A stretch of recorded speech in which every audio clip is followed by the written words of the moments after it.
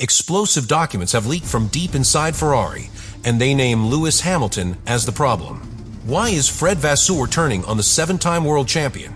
And what did Ferrari write in these secret files that changes everything? This story goes beyond Brazil, beyond performance. It's about internal betrayal, power struggles, and the one-man Ferrari is now pushing out. Because if Ferrari really wants Hamilton gone, they've just declared war on greatness itself. Subscribe now and let's break it all down. It was supposed to be a recovery weekend. The Brazilian Grand Prix, a track where Lewis Hamilton has performed miracles from breathtaking overtakes to heroic drives through the field. But this time, nothing clicked.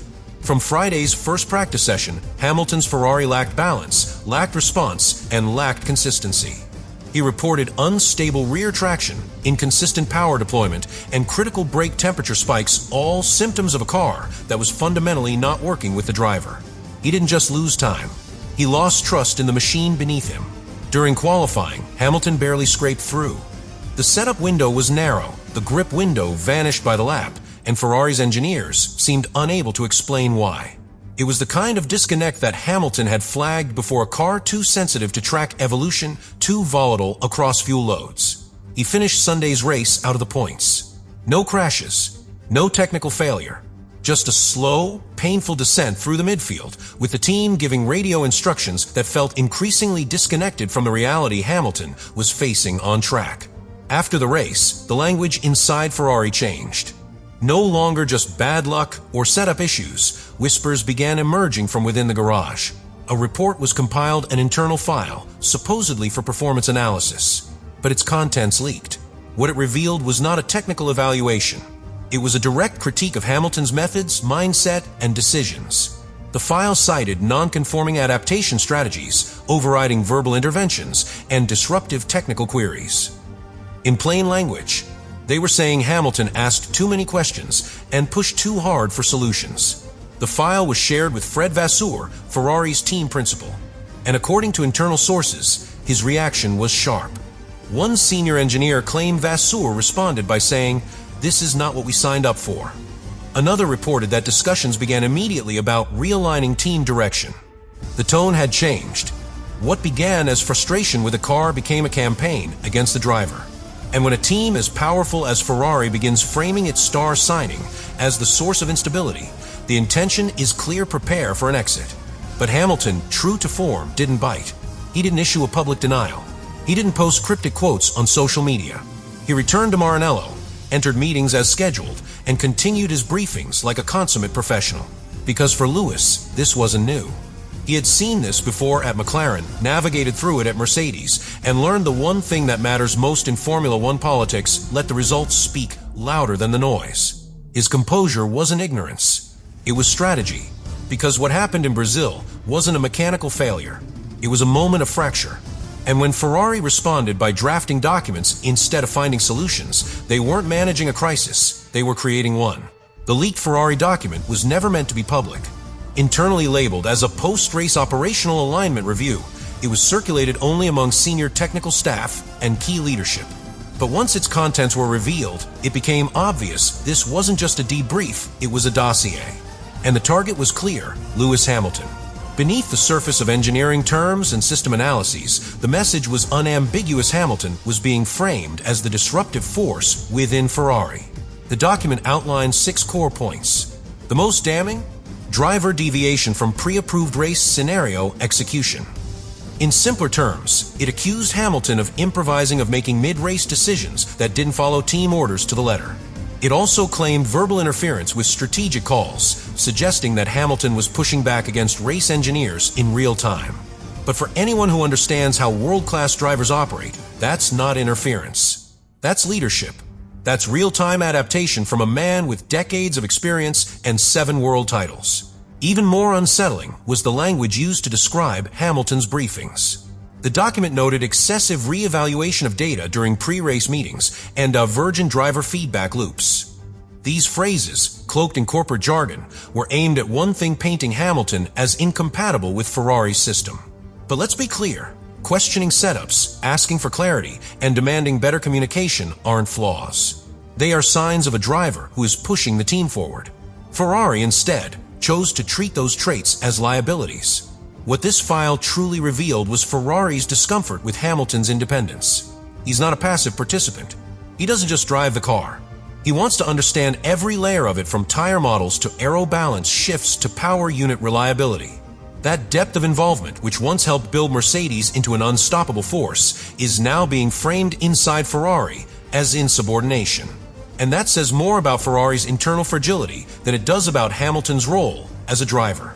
Behind the walls of Maranello, this document has caused more than just tension, it's caused division.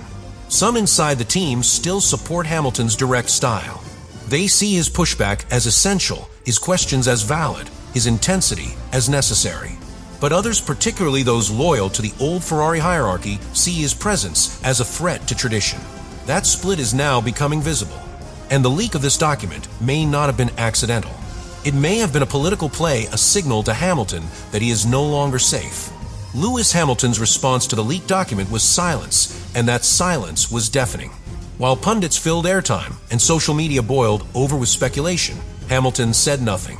Not to the press, not on Instagram, not even through off-the-record quotes. For a man constantly surrounded by cameras and microphones, this kind of stillness wasn't avoidance. It was intent. Because when someone with Hamilton's stature refuses to take the bait, it doesn't weaken his position, it strengthens it. And inside Ferrari, that silence was felt like a shockwave. The thing about silence is that it forces people to reveal themselves. As Hamilton remained publicly composed, Ferrari's leadership grew visibly uncomfortable. Vasseur was pressed repeatedly in interviews about the leak and his comments. His answers were vague, inconsistent, even defensive. Meanwhile, Hamilton kept showing up at the factory. He reviewed data. He asked questions. He followed protocol. In every public-facing action, he appeared focused and professional. No drama, no deflection. And in doing so, he turned the spotlight directly back on Ferrari. This was a psychological masterclass. Hamilton knew that if he retaliated emotionally, it would validate the narrative being built around him that he's difficult, that he can't adapt, that he's out of step with the team. Instead, he chose discipline. It was a reminder of how he's managed crises in the past. In 2007, when McLaren fractured around him. In 2016, during the tense championship fight at Mercedes, and countless times since when critics tried to discredit his success. He always held the line, because time, more than anything, is his ally. Inside the team, this approach had ripple effects. Some Ferrari personnel began to question the direction leadership was taking. If Hamilton was truly as disruptive as the documents claimed, why was he still conducting technical briefings with engineers? Why was he still being approached for driver feedback simulations? And more importantly, why was he the only one refusing to fuel the fire? The contrast became undeniable. The team was panicking, and Hamilton was preparing. His composure wasn't just personal, it was strategic. By maintaining focus and professionalism, Hamilton reminded everyone in Formula One what true leadership looks like. In a sport dominated by chaos, the ability to stay calm is power. And when a driver at the center of a political storm chooses to keep his hands on the wheel, both literally and metaphorically, it exposes everyone else's instability. Ferrari looked fragmented. Hamilton looked like a statesman. Once the leak reached the media, the narrative quickly spun out of Ferrari's control. Top motorsport journalists started dissecting the document line by line. Sky Sports F1, Motorsport.com, and the Race ran segments pointing out the inconsistencies, the vague criticisms, and the unusual tone for supposed performance analysis. It wasn't seen as a constructive document, it was seen as a political one, a tool to create internal leverage. And in a world as politically sharp as Formula One, that kind of leak always leaves a mark.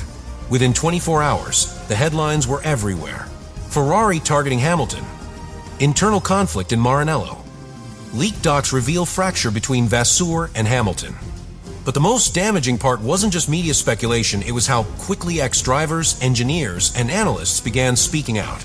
Names like Jenson Button, Nico Rosberg, and even Gene Alesi commented, warning Ferrari not to repeat its mistakes of the past, driving out world-class talent because of internal politics. The moment became bigger than the document. It became about Ferrari's identity. And the fans? They didn't hold back. On social media, the backlash was immediate and global. Fans across the United States, the United Kingdom, Brazil, and Italy voiced their support for Hamilton. Clips of his past heroics resurfaced, saving races in the wet, defending on worn tires, dragging underperforming cars onto podiums. The message was loud: you don't turn your back on Lewis Hamilton. Ferrari's attempt to shift the blame had only highlighted their own failings, and the public wasn't buying it. Inside the Scuderia, panic began to spread. The press office was flooded with requests. Staff meetings became tense. Engineers started to split into silent camps, those loyal to the old guard and those aligned with Hamilton's vision for reform. For Vasseur, the situation had gone from controlled narrative to full-blown crisis management. What was supposed to be an internal correction now risked damaging Ferrari's most valuable signing since Michael Schumacher. And unlike before, this time the world was watching it unfold in real time. Meanwhile, Hamilton continued to show up, prepared, professional, unshaken. Every camera that found him at the paddock saw the same man, focused, respectful, unbothered. No headlines, no statements, but in his silence, the pressure shifted again. Ferrari looked erratic. Hamilton looked presidential. The silence was working. He didn't have to defend himself. The entire motorsport world was doing it for him.